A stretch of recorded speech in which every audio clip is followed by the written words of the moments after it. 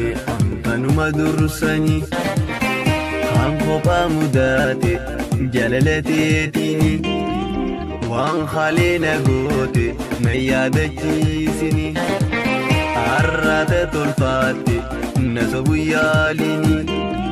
laal gaafa na dirte eegenna nooysini ansirraa inaanaaka nattiin dhihaatini laal gaafa na dirte eegenna nooysini ansirraa inaanaaka nattiin dhihaatini nattiin dhihaatini nattiin dhihaatini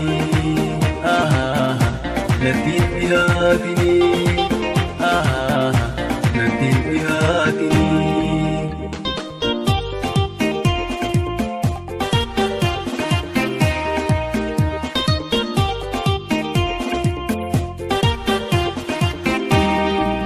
Bar arra miti eegaan sirraan fadde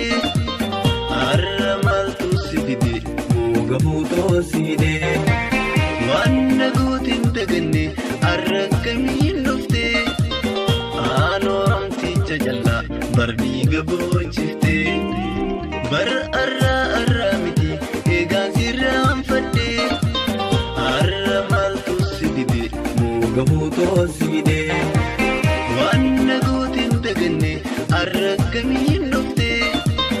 aanoo amticha jallaa bar dhiiga boonchifte akkasi boonchifte akkasi boonchifte akkasi boonchifte akkasi boonchifte.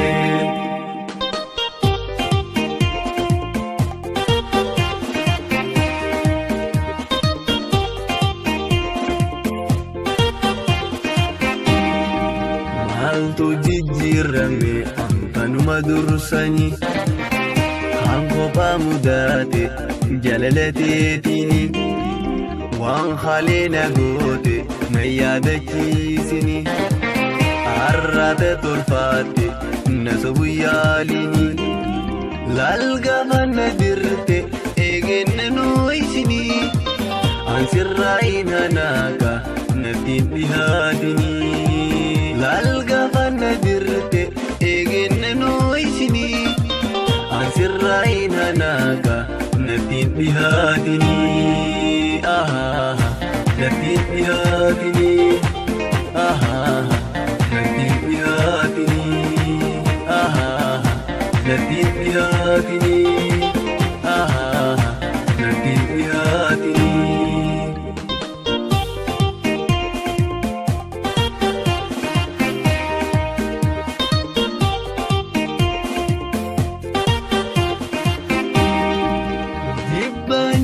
Jalalaan eega gargar baane sheena maaltu siyafe deebitee jaalallee anti yaasirraan fadhe ati narraan fadhu carraa kee hin gubini hiriitee laalladhu jibbaanii mi jalalaan eega gargar baane sheena maaltu siyafe deebitee jaalallee anti yaasirraan fadhe ati narraan fadhu carraa kee hin gubini hiriitee laalladhu hiriitee laalladhu hiriitee laalladhu hiriitee laalladhu hiriitee laalladhu hiriitee laalladhu hiriitee laalladhu hiriitee laalladhu